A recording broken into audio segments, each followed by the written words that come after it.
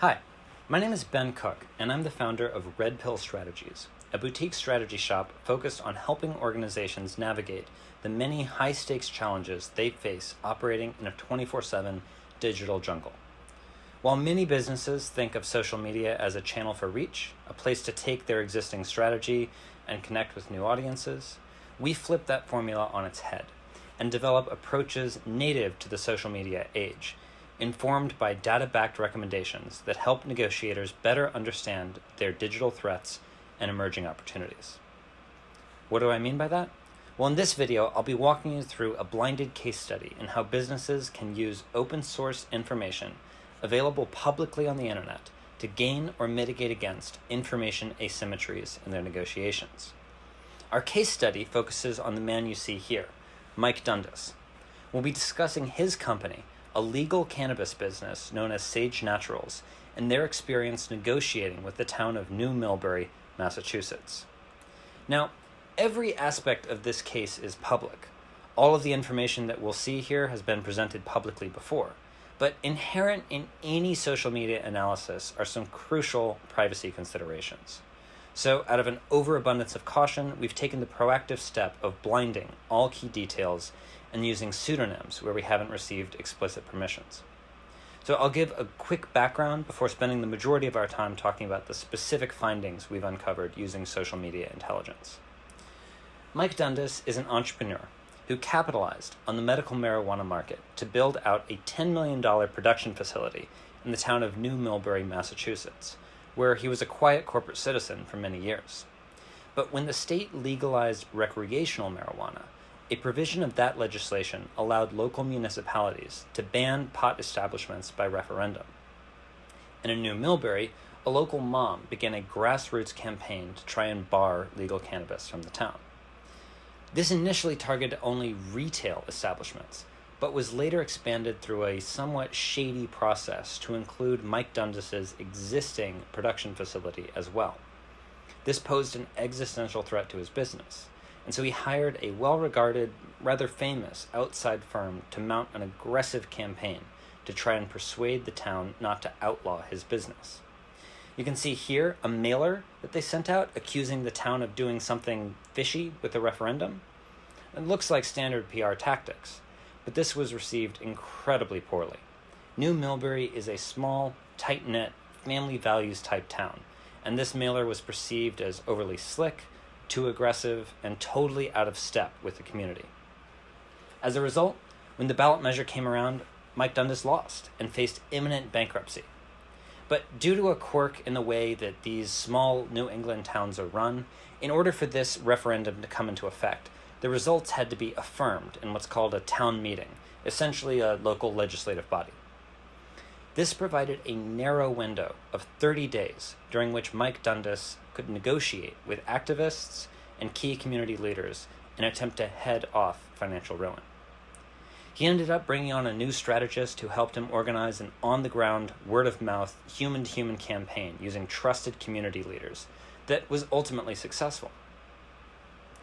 So without the benefit of social media intelligence in this campaign, Mike Dundas, although he was successful, was forced to rely on instinct, the so-called expertise of this famous outside firm, and ultimately a significant amount of luck in the form of personal introductions to a few community leaders who decided to take up his cause. So our goal here is to replace this combination of instinct and luck with data-backed social media intelligence and strategy.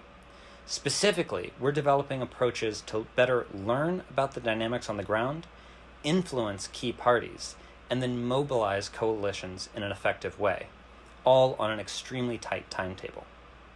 Now, the key challenge in this work, as anyone attempting it finds out very quickly, is that even in a small town like New Milbury, there are haystacks and haystacks of data to sift through online. It is immensely difficult to go through and sort out which aspects are relevant or useful, and not just going to be a distraction to negotiators. So we've borrowed powerful tools from fields like investigative journalism and human rights research that have developed pioneering techniques in what's called open source intelligence, or OSINT, that help identify relevant data faster and on a more systematized basis. So as a potential example of the benefits of this work, we're going to take a look at Mike Dundas's chief counterparty, the local mom activist I mentioned, and explore the ways you might learn about her motivations and values to engage with her more effectively, influence or interrupt the formation of hostile coalitions, and finally foster the development of more friendly coalition. So, our main counterparty is this woman we'll call Dana Navarro. She's a typical small-town suburban mom, and from our conversations with Mike Dundas, we know she is steeped in the stigma around marijuana. You see her here holding a sign saying, "Don't make New Milbury the pot destination." She's worried. She's afraid that the town where her family has lived for generations will be tarnished with the image of potheads, pot dealers, and pot culture. She's a conservative, and she doesn't like the hippie element of marijuana. But if you look at the pages that she follows on Facebook, her main source of health, wellness, and fitness information is this account, who regularly posts content supporting the use of THC in specific medical conditions, or CBD to treat broader health issues like back pain. Then, if you look at her public Instagram account, the yoga studio she likes posts content like this. While at the conscious level, she may be steeped in the stigma around marijuana use, she also exists in this broader culture that you could describe as either pro-cannabis or at least cannabis adjacent. So if you're looking for ways to engage with Dana more effectively, you might borrow language, imagery, framing, and arguments from trusted sources like these, which will be much more likely to be met with a positive reception, as opposed to the maybe more pro-business arguments you might make somewhere else. Another detail that stands out again and again in Miss Navarro's public presence online shows her concern with the image of the town. She volunteers every year at the town's annual cleanup day, which they call Beautification Day. It's a beautiful town. And this group brings in local media, Girl Scout troops, and nearby businesses to help pick up trash in the area. So as a tactical implication of these insights, if Dana is concerned about the impact pot shops might have on the town's image, why not have Mike Dundas show up with a couple of trucks to help clean up the town and maybe strike up an informal, human-to-human, neighborly conversation at the beautification event? Again, this is just one potential approach that stands out from doing this research. Now, let's turn to the idea of interrupting the formation of hostile blocking coalitions. Take a woman we'll call Anna Leonardi. You see her speaking here.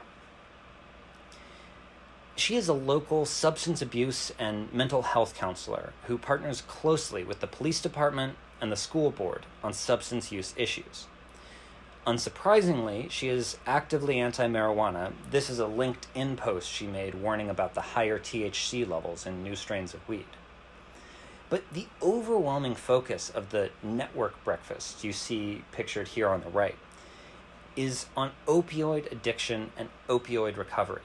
And there is a massive volume of information about the potential benefits of cannabis use for recovering opioid addicts. So while these arguments probably aren't going to convince Anna to support cannabis in her town, they might be enough to peel away some opposition or to create divisions within this community, this coalition, so that her anti-drug network doesn't emerge as a key blocking vote with the police department, the school board, or other influential community bodies. So now let's end with some thoughts on friendly coalition formation and take a quick look through local media channels and Facebook groups. The man you see here on the left, we'll call him John Carmine, is a local real estate agent, an aspiring conservative politician in the area who's active across many community forums online. His job is building a deep local network, and real estate records show that he has listed and sold properties in the commercial business district where Mike Dundas's facility is located in New Milbury. What's more, if you look at John's Facebook page, you can see he supports several state-level Republican legislators who have come out in favor of cannabis legalization, either to help treat PTSD for veterans or for the sheer tax benefits. So as a potential target for outreach, John might be very receptive to the idea that this anti-cannabis referendum could cast a pall over the commercial viability of his business district, and given his extensive local network, he could be a key outpost in the conservative business community in town. Again, these are just a handful of examples, but armed with the tools and techniques of open source social media intelligence, there is a wealth of untapped, potentially game-changing information available about virtually any negotiation scenario. Thank you.